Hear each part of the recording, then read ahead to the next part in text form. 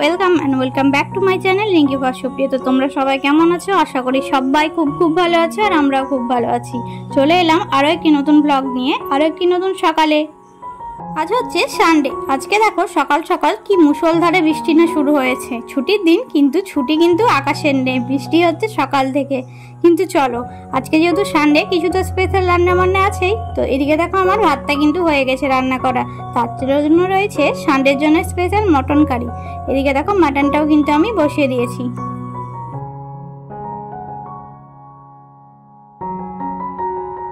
আজকে সানডে হওয়ার জন্য অনেক কিছুই প্রায় রান্না করেছি। বাকি রান্নাগুলো আমার প্রায় কমপ্লিট হয়ে গেছে। লাস্টে এই মাটন কারিটাই রান্না করছিলাম, তাই ভাবলাম চলো তোমাদের সাথে একটু শেয়ার করি। তো আজকে যেহেতু আমাদের একটা দাদা ভাই আসার কথা আছে, তো অনেক কিছু রান্না বান্না হয়েছে। তোমরা দেখতে থাকো, স্কিপ না করে ভিডিওটা।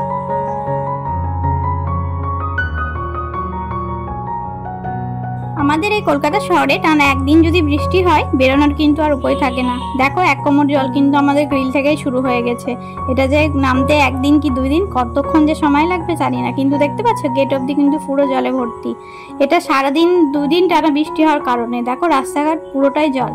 তো সবকিছু রান্না বান্না করে কমপ্লিট করে খাওয়া দাওয়া করে দেখো বিকেলবেলা আমরা কিন্তু বেরিয়ে পড়েছি। এই দেখো এই হচ্ছে সেই দাদা ভাই। তো আমরা সবাই মিলে চললাম বেলুড় মঠে ঘুরতে। তো চলো সেখানে যাওয়া যাক।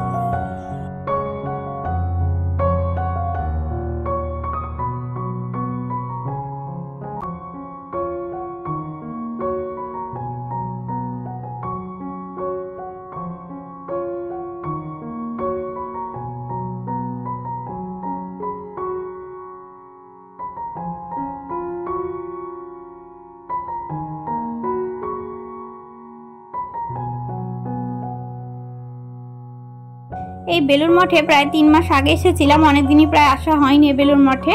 তো দাদা ভাইটা ঘোরার কারণে আমাদের একবার চলে আসা হলো। তো চলো বেলুড় মঠটা তোমরা ঘুরে নাও।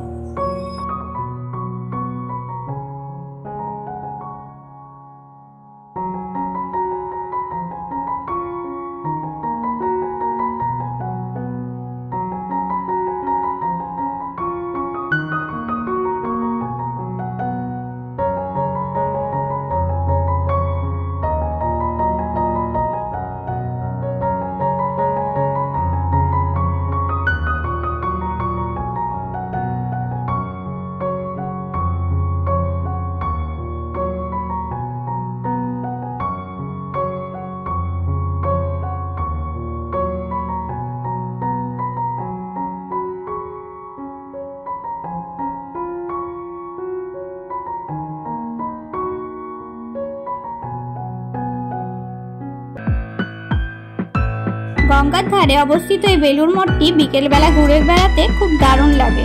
তো তোমরাও দেখো বৃষ্টির কারণে কিন্তু লোকজন কিন্তু খুব একটা কম নেই। সবাই দেখো বেরিয়ে পড়েছে ঘুরতে বিকেলবেলা। রবিবারের দিন বলে কথা, সবাই কি আর ঘরে থাকবে? সবাই দেখো ঘুরতে বেরিয়েছে। এই ওয়েদারে ঘুরতে কিন্তু বেশ দারুণ লাগে, ঠান্ডা ঠান্ডা ওয়েদারে। তো চলো বাকি অংশটা তোমাদের ঘুরিয়ে দেখাই।